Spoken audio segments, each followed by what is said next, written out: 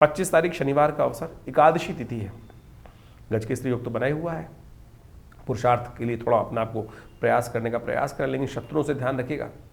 थोड़ा से कहीं ना कहीं फुदफुदाते रहते हैं। शनिवार का उपाय है तो एक काम करें, भगवान विष्णु का थोड़ा सा अभिषेक कर लें। काले तिल का उपयोग करते हुए, शनिवार का अवसर है, एकादशी की तिथि है, और आपको समझाएं कि शनि को कंट्रोल करने के लिए आपकी राशि में सबसे श्रेष्ठ उपाय है इस वक्त ये। एक लोटे में थोड़ा सा गंगा जल लीजिए और थोड़ा से काले तिल डालिए।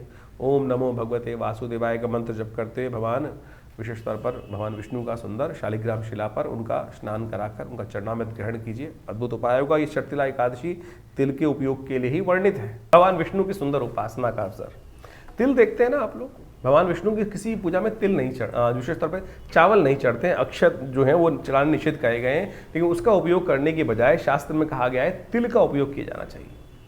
और पुराणों के अनुसार से तिल की उत्पत्ति भगवान विष्णु के त्वचा से ही हुई है, और ये जो विशेष तौर पर तिल जो है समस्त प्रकार की आरोग्यता को प्रदान करने वाला है।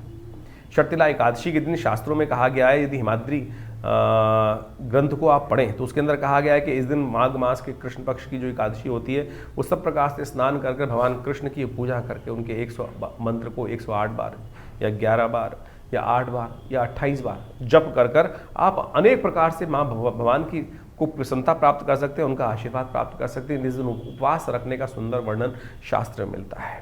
कहा जाता है कि इस दिन भगवान विष्णु का जो पुरुष सूक्त के द्वारा पाठ करते हैं, ओम सहस्रसी रेखा पूर्वका सहस्राक्ष सहस्रपात सभोमिग्वं सर्वतत्त्वात्र तिष्ठत सांगुलम मा पूर्वकाय वेदग्वं सर्वं यद्भूतं यच भाव्यं मा उतामृतत्वशेषानो जदन्ने नातिरोहति। इस प्रकार से पुरुष सूक्त के जो सुंदर पाठ को श्रवण कर भगवान का षोडशोपचार जो पूजन करें, तिल का द्वारा भगवान का स्नान कराएं। तिल के ही 6 प्रकार के प्रयोग शास्त्र में वर्णित हैं। छठ तिला एकादशी, ये तिल के जो 6 प्रकार के प्रयोग शास्त्र में वर्णित हैं, यानी तिल के द्वारा जल से स्नान करना, पिसे हुए तिल का उपटन भी लगाना, तिल के द्वारा हवन करना, तिल के द्वारा ही तिल मिला हुआ जल जो होता है वो पानी उसका सेवन करना, तिल का दान करना, और विशेष तौर पे तिल के बने हुए मेवे जो मिठाई इत्यादि हैं उनका प्रसाद, उनका भोग भगवान को लगाना, प्रसाद स्वयं ग्रहण करना। देखिए तिल जो अपने आप में जो है, हमने जैसा कहा कि भगवान विष्णु के शरीर से उत्पन्न हुआ है,